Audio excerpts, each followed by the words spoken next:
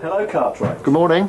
Good morning. Look, I need some new tools in my garden. I'd like to trade my wife in. She must be of some value as labour. Well, yes, but surely you're just exchanging one tool for another. Well, I chose my wife for aesthetic qualities. And, well, I assure you, she'll work until she drops. Well, then why are you disposing of her in this way? Well, I'm bored with her. Everything has its shelf life. I agree, yes. And women are no exception. Oh, well, very well, I shall do what you ask. Look, this concludes our business, OK? OK, thank you very much. Thank you very much. Not at all. It's always a pleasure to do business with fine purveyors of morality and ethics. Morality? I fear that morality has disappeared from our current administration. My aim is to try to restore public accountability and decency to the high office of this planet. Well, then I wish you good luck, my friend. Everyone in politics these days is so corrupt they wouldn't recognise an ethic if they had a million years. Don't be so sure. Perhaps the people need someone, yes, someone to set an example. Well, if that is so, then you have some work to do, my friend. Well, each of us has our own set of morals which we shape our existence. I'm merely negotiating a fair price for a piece of valuable merchandise. I cannot be held responsible if our beloved president deems that totalitarianism is suitable for our people. Well, I'm running a business. Morals have nothing to do with me. They've got no connection with money. No one will weep for me if I'm thrown into a labour camp. You may be right. Anyway, I have to go. OK. Judas? What? Take, Novaks. Take Novaks to the slave camp. OK.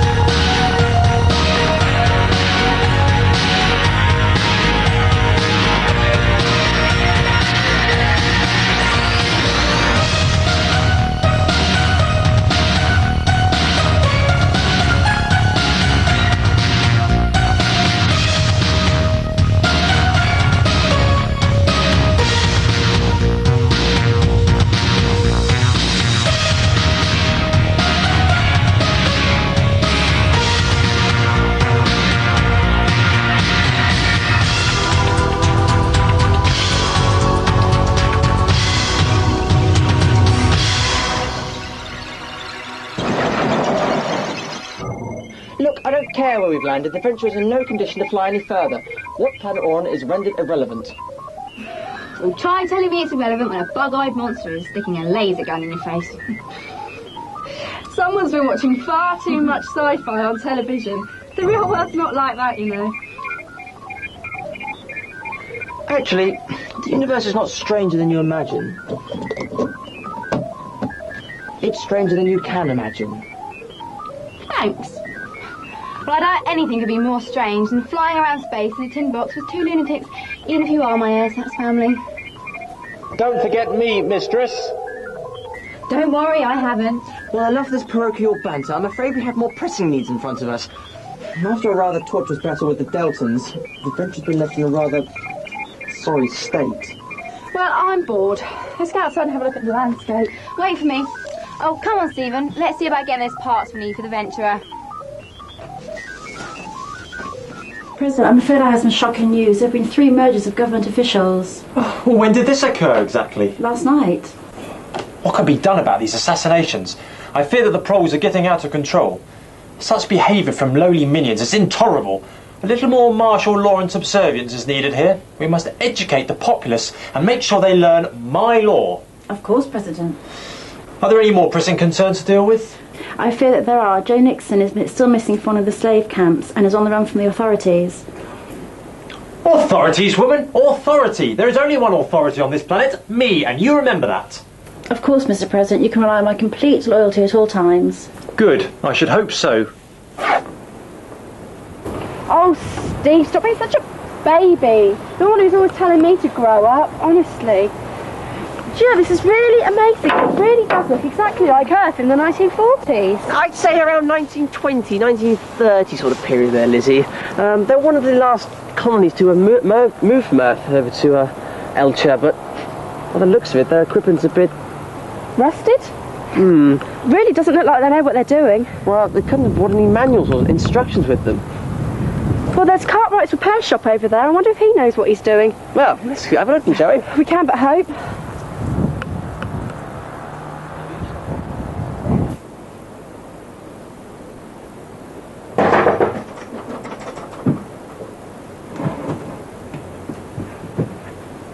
Hello? Hello. Oh, my name is Stephen Brown, and these are my friends, Emma, Lizzie. We urgently need repairs to our ship, the Venturer. We have sustained considerable damage in a galactic war, and, well, could you help us? Well, I'm sorry, but I don't think I can help you until you understand our method of payment, Rhea, and our system of currency. Well, I'm sure there won't be any problems. I always travel a wide range of intergalactic currency, in case of emergencies and all that.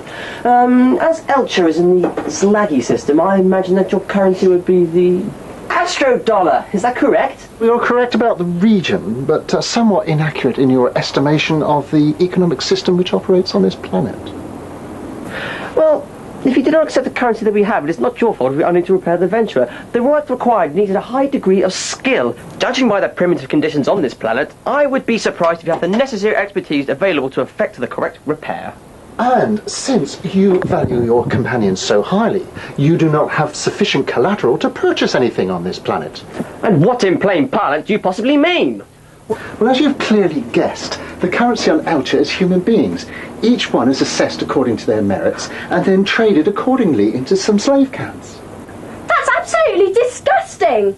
I'm sure Adam Smith didn't intend this for a free market system. Aha!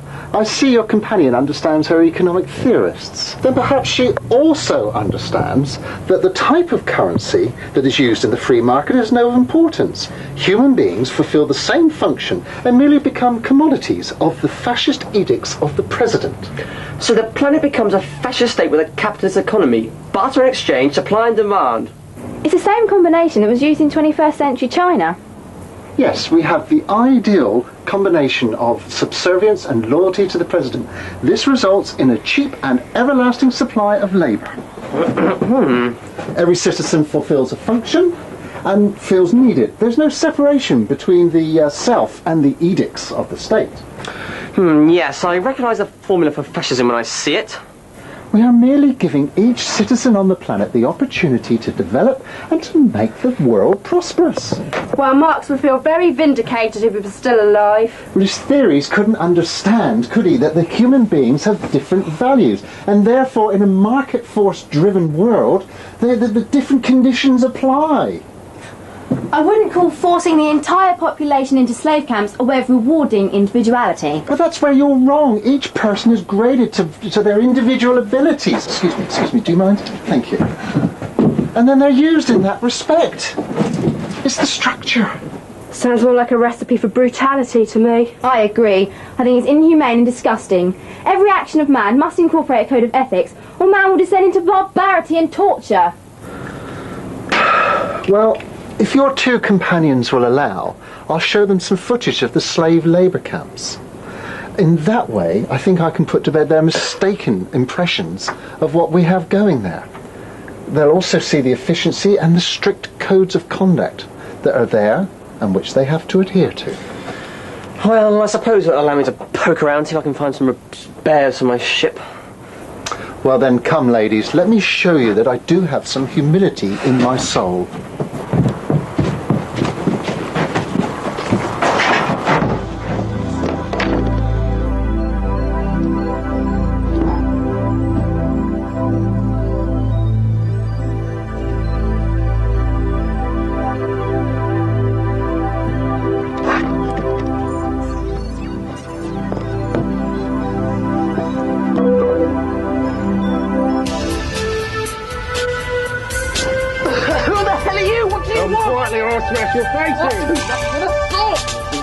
happy today.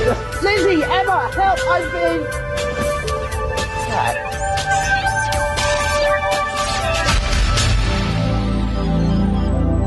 Mr. President, I strongly appeal to your humanitarian instincts and implore you to abolish slavery. With the utmost respect, please ensure this barbaric practice becomes part of Elcher's past. You realise, of course, that the prosperity of this planet and its representatives is a result of its system of intensive labour and coercion. I would rather lead the life of an egalitarian simplicity than reap the dubious rewards of an empire that has no moral respect for its people. I agree. My mind is uneasy. My conscience renders my position untenable unless something is done about this. Very well. I suppose I must respond to the desires of the populace. If the needs of the people dictate that this must be so, I would be cutting my own throat if I went against the general consensus. I'm very grateful, Mr. President. I'm sure the people will readily accept your generous offer. Thank you.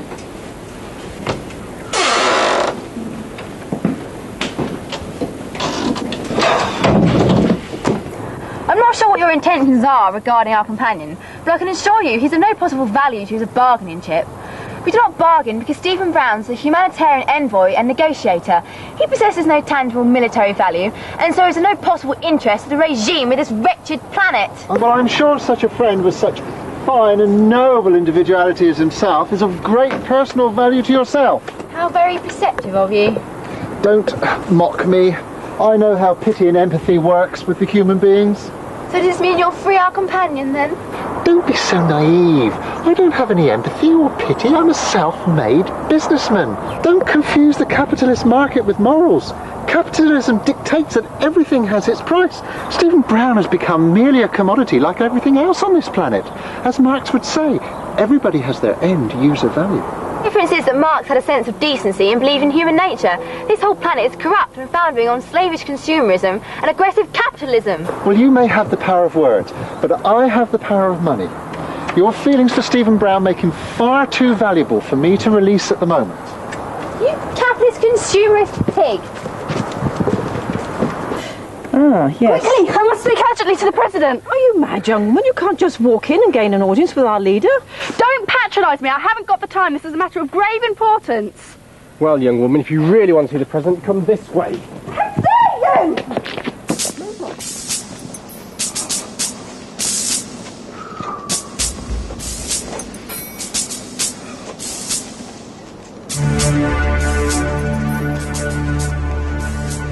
I'm afraid that the affairs of our long-suffering planet and its people have turned for the worse when we became a colony. Well, when did this happen, Tybor? 2391, a human master ruled us with an iron fist. Ever since, they have become used to a moral and spiritual darkness. The unending toil and subservience have led them to a grave long after I can remember. It's true, at first we thought we could share everything with them, but we were naive. Don't be too hard on yourselves. I'm afraid the history of colonisation tells a story of exploitation, misery, and abuse of the indigenous peoples. Certainly true regarding Elcher. We are used to farm the fields with machine-like implements. We do crop rotation. We are fed just enough to survive. Why are your methods of producing food so archaic? Your methods sound similar to a three-field system using medieval there. And why do you use such primitive tools? I'm sure I've seen many examples of high-tech equipment since I've been here. Give our leaders some credit for their intelligence. I mean, the physical work and the lack of food has made us exhausted. Too physically and mentally starved to summon the resources and desire to start a revolution against the regime. Correct. We work 16 hours a day in all weathers and have an allowance from ration stamps, which gives us a bowl of soup and a chunk of bread per day. This is intolerable. I am absolutely appalled. Don't worry about us. We will not rest until Ryback is killed. And we also have faith in Joe Nixon, who is the heart and mind of our people. Well, we have several faults with the Ventura. They're not easy to diagnose. Well, luckily my specialist field is space avionics. I'm sure I'll be able to help you. At a price. Yes, I'm beginning to learn that everything comes with a price. Well, as Stephen Brown is currently residing in a slave camp, I feel it's my duty to help you as much as I can. However, I doubt if he's enjoying his internment at the President's behest. Not the best environment for such a noble creature. Well, a noble fool, perhaps. Anyway, back to the matter at hand. The faults with the Venture are not easy to fix because they are intermittent. The gyroscopic steering accelerator is erratic, and the autopilot doesn't work properly. You're in luck, because I have a copious, well-equipped workshop round the back, and I'm sure I shall be able to get Ventura working again in no time at all. I'm astounded that you can show empathy rather than being obtuse and obstructive. Well, it's merely the value that you place on Stephen Brown's mortality. I demand that Stephen Brown is released from this unjustified incarceration at once. Young lady, as you're an intruder on this planet, I don't feel you're in a position to demand anything. Then how do you justify imprisoning an innocent man? Well, Oh, that's most interesting. I've just been informed that your friend is in fact a common criminal. I'd be most interested in your response on this matter. Tut tut. So Stephen Brown's made a real arrival on this planet, already known as a common criminal. Stephen Brown was on trial for time travelling. Do you consider the right to roam and travel the earth at different times and places to help people escape tyranny and oppression a crime? If this travelling includes interference in matters of the state that do not concern him, then yes. You're just a spineless fool who seeks to oppress rather than to enlighten. You're an absolute chauvinist and your power will not last forever. Stop this foolish feminist banter. You cannot topple my patriarchal power. A man is stronger than a woman, as I'm about to prove right now.